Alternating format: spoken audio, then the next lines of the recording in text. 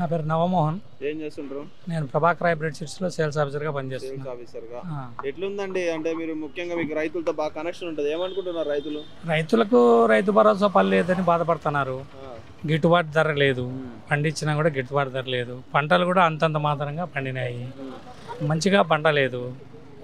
పండిన పంటకు గిట్టుబాటు ధర లేదు. జగన్ ఉంటే యాడ్ పెడతాండే డబ్బులు వస్తున్నాయి. ఈ గవర్నమెంట్లో ఇప్పుడు యాడ్ పెట్టినారు కందులకు, ఇంకా తీసుకోలే. 7,550 రూపాయలని మొదలు పెట్టినారు, తీసుకుంటారంటున్నారు. చూడాలా.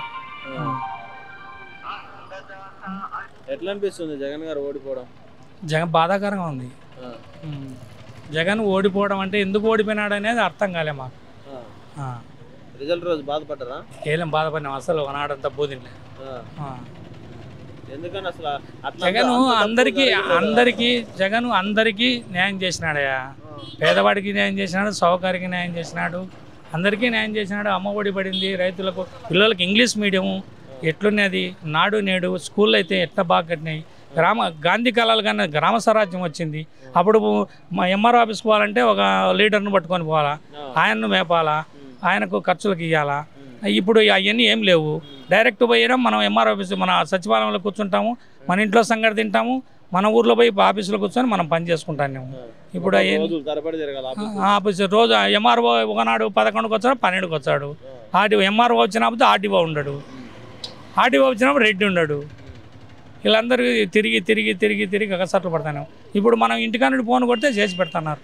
వాలంటీర్ వ్యవస్థ ఎలా ఉండేది సార్? అప్పుడు చాలా బాగుంది అది వాలంటీర్ వ్యవస్థ. చాలా అందరికీ మనకు తెలియని విషయాలు వచ్చి ఇంటికాడికి వచ్చానా, మీకు ఈ స్కీమ్ వచ్చింది పెట్టుకోండి, అప్లై చేసుకోండి అని చెప్తున్నారు. ఇప్పుడు అవన్నీ ఏం లేవు. అయ్యే తక్కువలే, అవన్నీ ఏం లాభం లేదు. మన ఏరియాలో జరగలే, జరిగిన ఏరియాలో జరిగి మనకు తెలియదు. మన ఏరియాలో జరగలేదు. బ్రహ్మాండంగా ఉన్నది పరిపాలన. ఏమో ఎందుకో ఓడిపోయిన దానికి మనకు అది మంచిదే. ఓడి ఆనందంగా ఉన్నాం, గెలిచి బాధపడుతున్నారు వాళ్ళు. అంతే కదా, చంద్రబాబు నాయుడు గెలిచి బాధపడుతున్నాడు, జగన్ ఆనందంగా ఓడిపోయి ఆనందంగా ఉన్నాడు. ఏంటికంటే అన్ని పథకాలు ఇవ్వలేదు కాబట్టి ఆయన ఈ ఏలే ఇప్పటికి మనకి ఇస్తాడు ఇవ్వడం మనకు తెలియదు. ఉండాలి, అది ఉండాలా? లేదు ఆయనకు. నేను 4 సార్లు ముఖ్యమంత్రి పదవి చూసాం చంద్రబాబు నాయుడు. ఎప్పుడు మోసము, దగా, అంతా పక్కా ఫ్రాడ్, కన్నింగ్ మెథడ్. నీకు చెప్పేది ఒకటి, చేసేది ఒకటి. ఇప్పుడు పవన్ కళ్యాణ్కి ఏం పక్కల కూర్చోబెడతారు, చూచాండు 6 నెలల కల్లా. అంతగాక ఏముంది, use and throw. Chandrababu Naidu రాజకీయం యూజ్ అండ్ త్రో.